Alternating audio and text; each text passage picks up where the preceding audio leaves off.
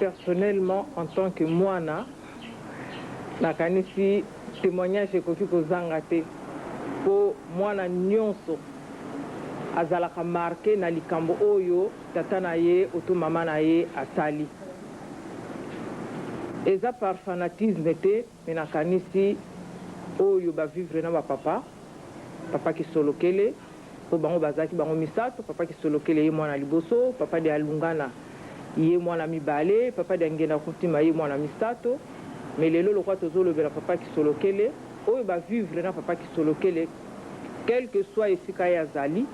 oto azalaki, nakanisi bayebi ndenge nini bazalaki. Bazalaki koyamba batu nyonso, bazalaki kosalisa batu nyonso. Porte na bango ya ndaku ezalaki ouverte na moto nyonso oya koya. Wana deja ezali loko moko ya munene, parce que c'est pas donné à tout le monde que moto yebite a se déranger kaka oyamba ye. Moto yebite comment la papa alali na mbeto, aza fatigué, aza malade, mais azali obligé à yambaye. Sur le plan de Motoelo, que marquant le plus na vie à Papa Kuluto, ezali facilité na yo azali na ya ko sali sabato et puis en silence. Makama mingi eko yebana après. Tant papa kei ba témoignage comme ya batu bazuya mona vraiment papa yem ta chakinga na akota inga na inibra papa mtasesenga na kota na tisakino papa mtasesenga ba nomenga na gouvernement papa justement ezali facilité o wana zaki na ngo ya ko placer bato na nyonso plus de quantité o bato ya chaki na azula ki misala azula ba poste eza munene pour un être humain normal. Yango na pour nga na mona que justement c'est ce qui me yango me frappé le plus facilité azaki na ngo ya ko placer n'importe où, n'importe qui, n'importe où. Donc, bah, toi faire engager dans le bassin kako ya Kinshasa, bazali belé, baza innombrable. Même si, n'avez que tina poto, n'a mindele à faire engager bango dans la société moro na poto. Donc ça m'a marqué du point de vue humain, du point de vue matériel.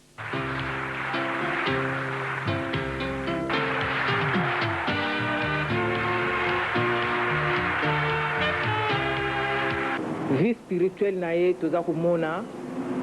aza koloba makambo ebele akoloba na bino par exemple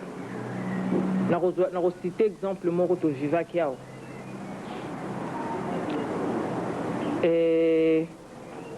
auti kobima na hôpital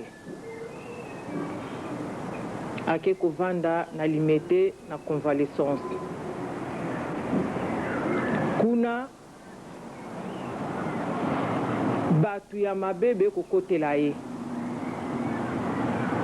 bazwi oyo biloko bakokaki kozwa malete na ye yaki na bafoto na ye makambo na ye nyonso tovandi azongi aye koyebisa biso bazwi malete na nga me mutu yango ezosala ye pasi akobwaka yango quelque part mais azoluka nde ndenge nini akoya kokutana na nga. Bon lero wana tozalaki nanu bajeune bana mike tokokaki kosala association te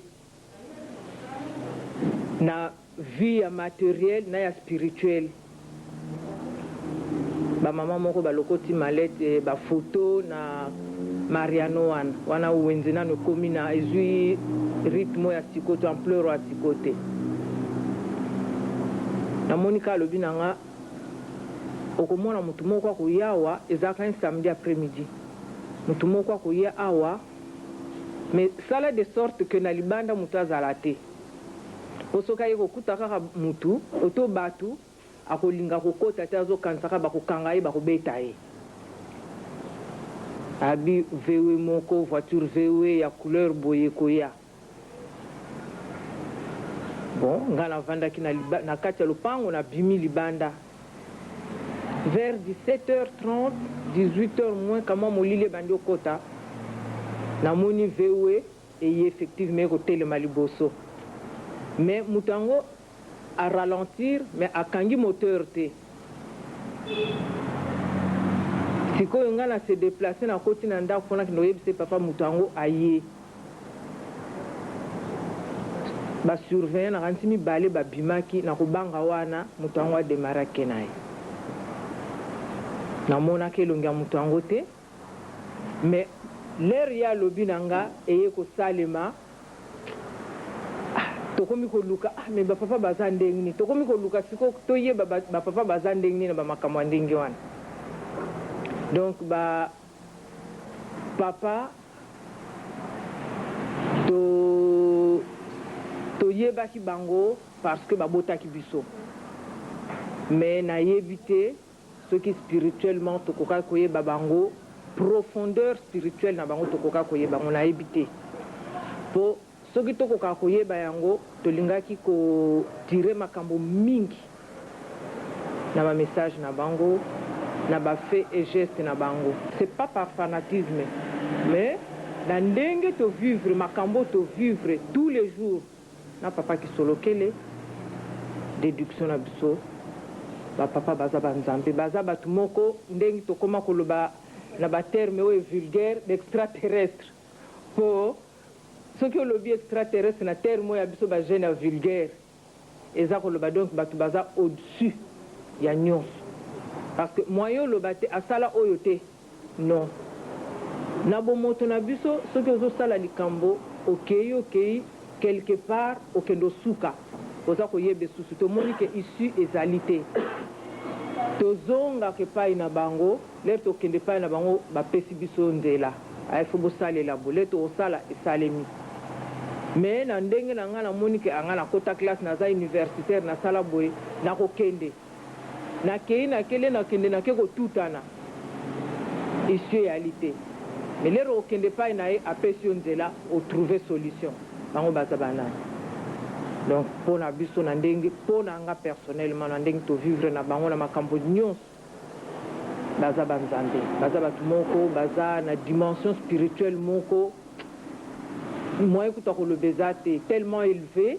yango wana na tiré déduction wana. Le 4 avril 1981, je crois ezalaki année ya inauguration ya temple ya Nkamba ezalaka juste à une journée avant départ ya pa kulutu mpona akende na Nkamba. Alors mokolo wana tovandaka na pokwa vers 19h tozalaki kanga na papa tozosolola na nsima ya ndako. Alors bato mibale baye bafukami oyo mosusu akangaki oyo mosusu na pantalon neti moyibi boye donc amemi azotraîne donc azokanga tokei amemi ekutu biso to nga na bayenga ntango bakangi bayi awuti oyibo beni aye afukamisi ye liboso papa ye pa fukami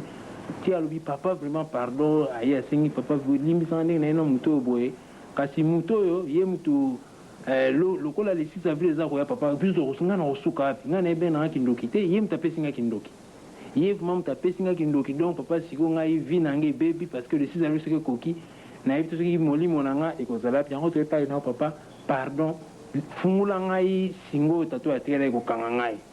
papa atuna ye bango soki bazwi apeselaki yango ndenge nini ye abi nalipa bon papa ameki kosola na oyo mosusu ti finalement papa alobi na oyo mosusu que aloba na ye oyo amemaki wana oyo apesaki kindoki afungule sur place ti tata ntango ayoki ndenge wana alobi fungulanga oyo mosusu azolinga oloba te alingi kuti kobeta ye na miso na ngai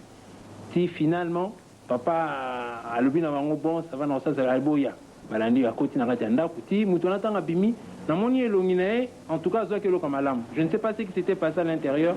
mais ça m'a vraiment marqué nga énormément et j'ai traîné souvenir wana très longtemps message wana ya kolobaki bapapa baza banzambe eza très difficile à faire passer dans votre belé. Ce qui est sûr, c'est que moi je sais que bakoka na bisoté. Ça c'est sûr, ça c'est définitif. Tout ça ndenge mona bangote na façon na bango ya ko prévoir l'avenir, na façon na bango ya ko raisonner, na façon na bango ya ko guider et puis surtout na façon na bango ya ko trouver la solution na ba problème to memela bango. Alors pour na déduire que en tout cas ceux baza banzambete alors bakoka na bisoté. Or bisono tu vu que bisono son ndenge moko. Donc ce qui est différent, alors le qualificatif mais pour l'instant comme tu dis que va être différent ça va être mon cours supérieur donc mais ce qui est très difficile à faire passer il y a un lobby en tout cas